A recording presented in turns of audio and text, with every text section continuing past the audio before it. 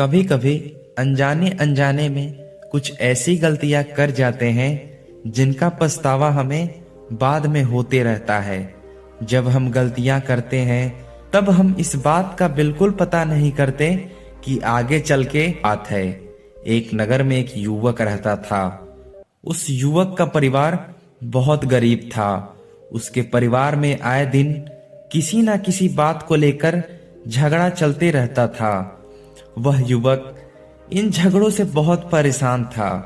उस युवक ने पारिवारिक झगड़े को रोकने की बहुत कोशिश की, पर वह झगड़ा रुकने की वजह बढ़ते ही जा रहा था। जब युवक काम की तलाश में लोगों के पास जाता तो लोग उससे पूछते कि भाई तुम कितना वेतन लोगे, तो वह उनसे कहता कि आप बस मुझे काम दे दीजिए, मेरे परिवार की आर्थिक स्थिति बहुत खराब है, मुझे काम की बहुत आवश्यकता है, आप बस मुझे काम पर रख लीजिए, आप जितना वेतन दोगे मैं रख लूंगा।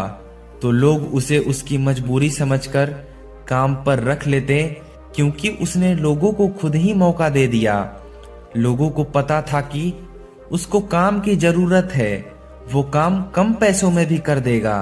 जब युवक अपने मित्रों के साथ और अपने सगे संबंधियों के साथ बैठता तब भी वह अपनी गरीबी की बातें करता।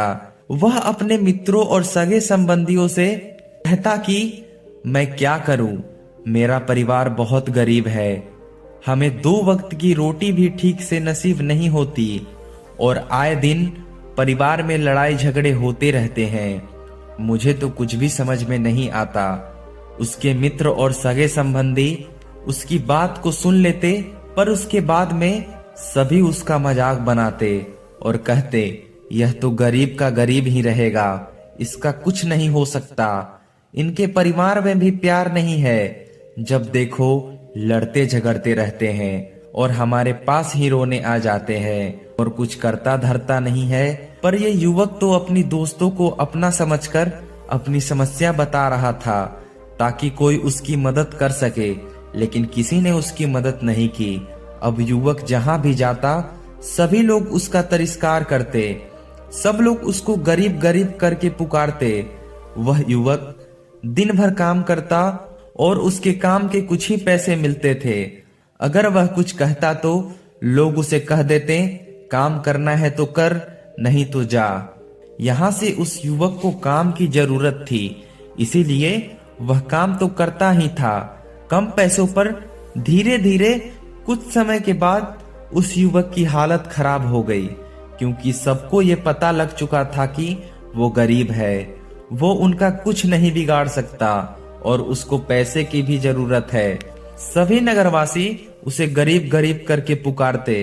इन सभी बातों से वह युवक बहुत परेशान हो गया। उसे समझ नहीं आ रहा था कि यह सब क्या हो रहा है। तभी लोगों से उसने बात करते हुए सुना कि नगर में एक बौद्ध भिक्षु आए हैं। वह बौद्ध भिक्षु के पास सभी समस्याओं का हल है। वह बौद्ध भिक्षु बहुत ज्ञानी है। यह सुनकर वह बौद्ध भिक्षु के पास चला गया।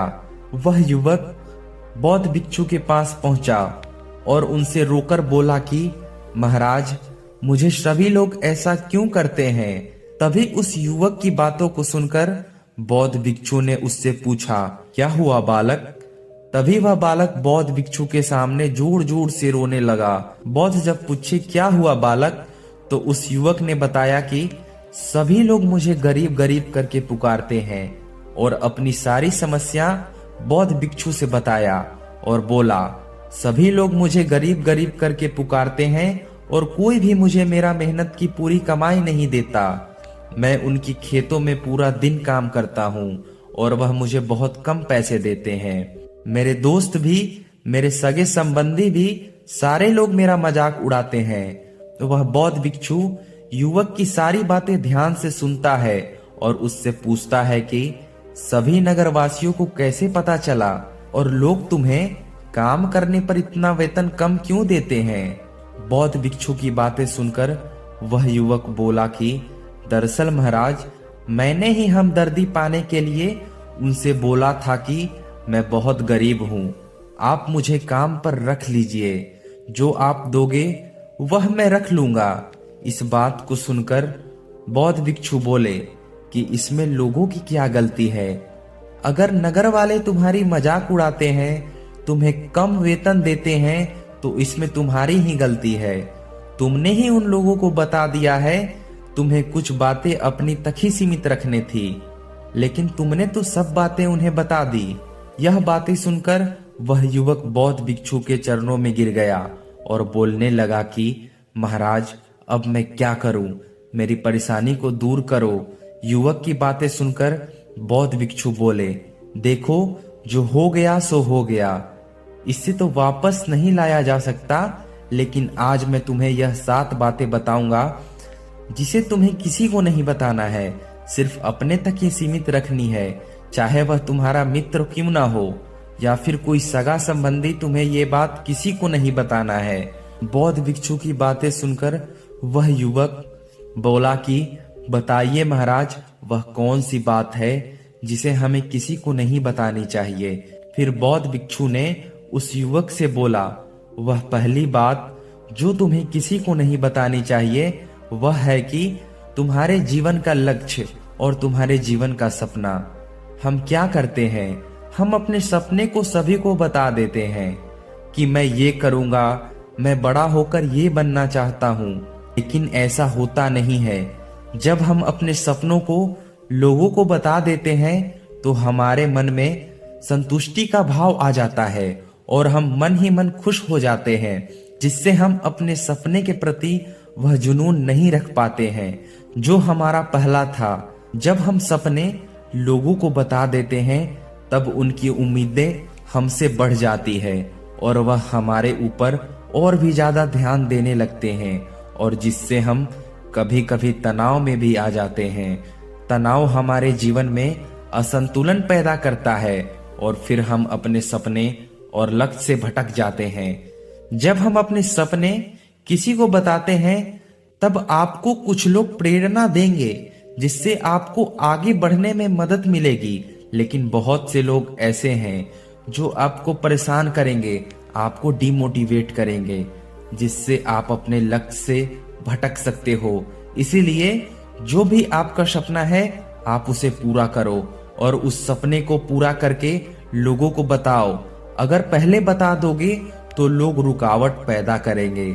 सपना को अगर तुम पूरा करोगे तो लोगों को स्वयं ही पता चल जाएगा कि तुमने कौन सा सपना पूरा किया है।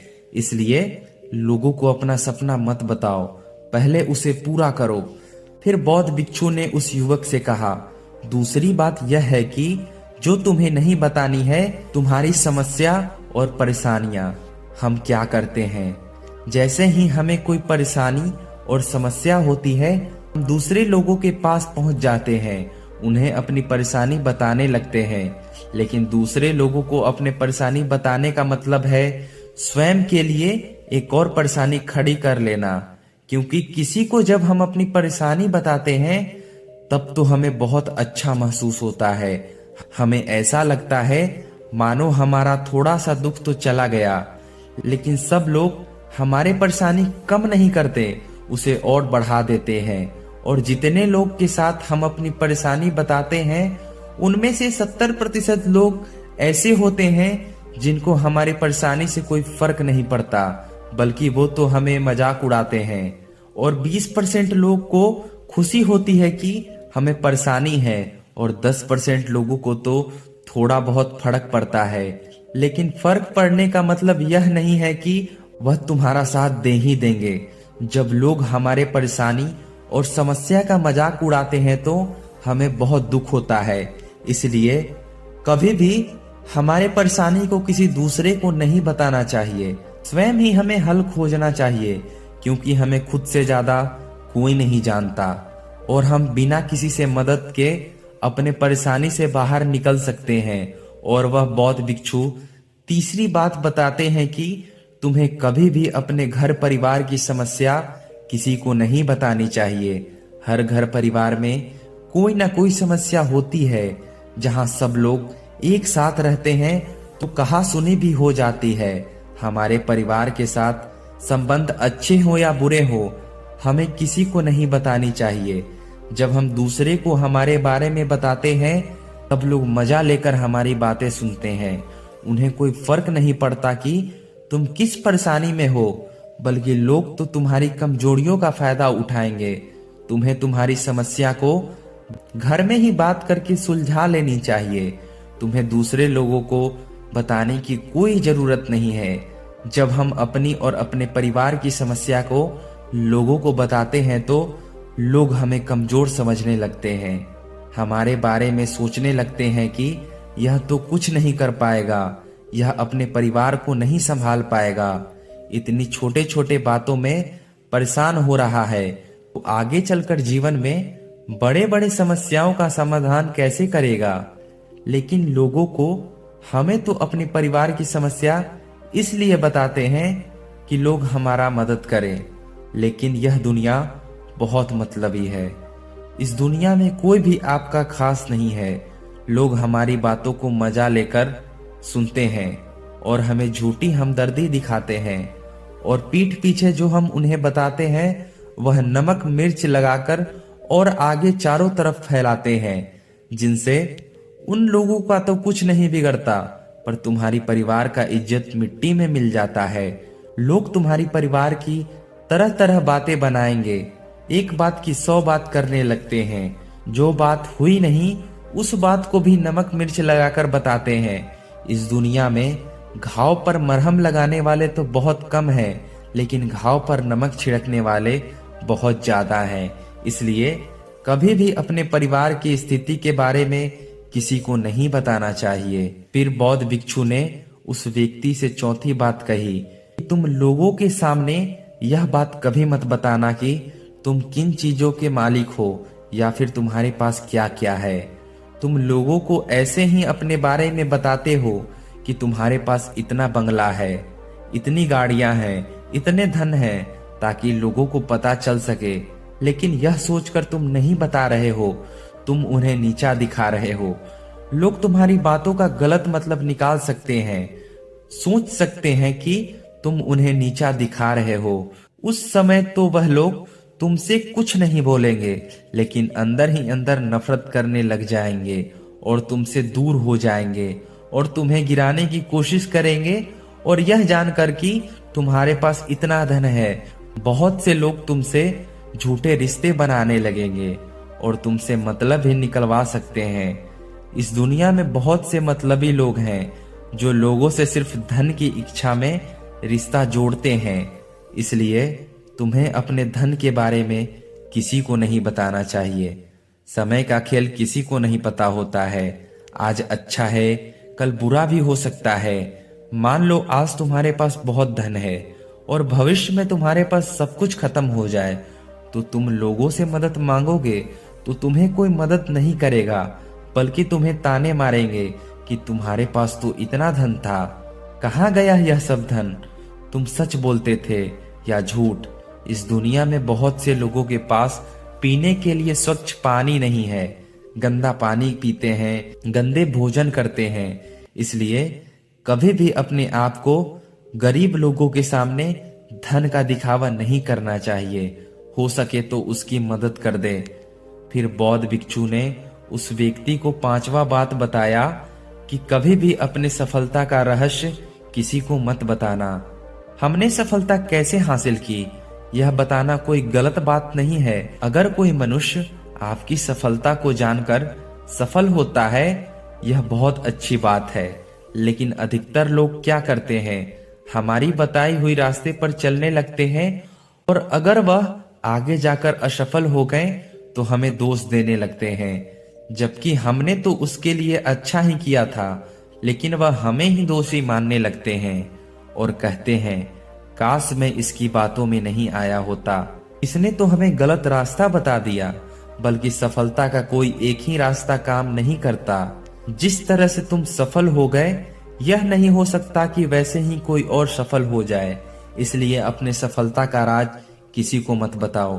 अगर कोई मनुष्य सच में तुम्हारी सफलता का राज जानना चाहता है और वह कार्य में दृढ़ निश्चय से लगा हो तो तुम उसे जरूर बता सकते हो, लेकिन आगे से कभी भी किसी को कुछ मत बताओ, नहीं तो वो लोग असफल रहे तो तुम्हें दोषी मानने लगेंगे। उन लोगों को इस बात से बिल्कुल फर्क नहीं पड़ता है कि तुम उनके लिए अच्छा कर रहे हो। अगर तुम किसी की मदद करते हो तो तुम उस मदद को किसी के सामने मत लाओ, क्योंकि इस दुनिया में बहुत गरीब लोग हैं जिनको हमारी दया दान की बहुत आवश्यकता है। अगर तुम गरीब लोगों की इसलिए मदद करते हो ताकि लोग तुम्हारी तारीफ करें, आपको अच्छी नजर से देखें और समाज में आपका नाम हो, तब आप ऐसा मत करो। जबकि लोगों की मदद इसलिए नहीं करनी चाहिए ताकि लोग आपकी तारीफ करें। लोगों की मदद सच्ची हृदय से बिना किसी के बताए करनी चाहिए, क्योंकि यही मदद आपको अंदर से शांति प्राप्त करवाती है। जब तुम गरीब लोगों की मदद करते हो तो तुम्हें अंदर ही अंदर सहानुभूति का एहसास होता है। अगर तुम गरीब की मदद दिखावे के लिए करते हो तो तुम कुछ पल के लिए तो किसी की नजर में अच्छे बन जाओगे, लेकिन तुम कभी भी आत्म शांति नहीं प्राप्त कर सकते। फिर बौद्ध भिक्षु उस व्यक्ति को 7वां बात बताते हैं कि कभी भी अपने आमदनी की जानकारी किसी को मत बताओ। यह ऐसी बात है जो हमें अपने परिवार तक ही सीमित रखनी चाहिए। अपने मित्रों और अपने सगे संबंधियों को कभी भी अपनी आमदनी मत बताओ। किसी से भी ना तो आमदनी पूछनी चाहिए ना ही बतानी चाहिए, क्योंकि जब हम अपनी आमदनी को लोगों को बताते हैं तब वह हमारे स्थिति का आसानी से पता लगा लेते हैं, जो कि हमारे लिए बिल्कुल सही नहीं है। क्योंकि जब हमारी आमदनी कम होती है और हम लोगों को बता देते हैं तो लोग हमसे दूर होने लगते हैं, हमें गरीब समझकर हमारा तिरस्कार करने लगते हैं, हमें नीचा दिखाने लगते हैं और हमारी इज्जत नहीं करते। अगर हमारी आमदनी ज्यादा होती है और उसके बारे में लोगों को बता देते हैं तब लोग मतलब से रिश्ता रखना शुरू कर देते हैं, क्योंकि उन्हें हमसे नहीं हमारे पैसों से प्यार होता है। लोग आपसे इसलिए रिश्ता नहीं जोड़ेंगे कि आप एक अच्छे इंसान हो, आपसे इसलिए रिश्ता जोड़ेंगे क्योंकि आपके पास धन है। जो लोग तुम्हें पसंद नहीं करते वह लोग भी तुम्हारे धन के लिए तुमसे रिश्ता रखेंगे। इसलिए कभी भी किसी से अपनी आमदनी मत बताओ, इसे अपने परिवार तक ही सीमित रखो, क्योंकि आपका परिवार ही आपके तरक्की को लेकर खुश होता है। बाकी यह दुनिया आपकी तरक्की को देखकर जलने वाला है। युवक भिक्षु के सारी बातों को समझ लिया था और उसी वक्त संकल्प लिया कि वह कभी भी अपना रहस्य किसी को नहीं बताएगा। और इसके बाद उसी वक्त बौद्ध भिक्षु को प्रणाम किया और उन्हें धन्यवाद बोला और वहां से चला गया।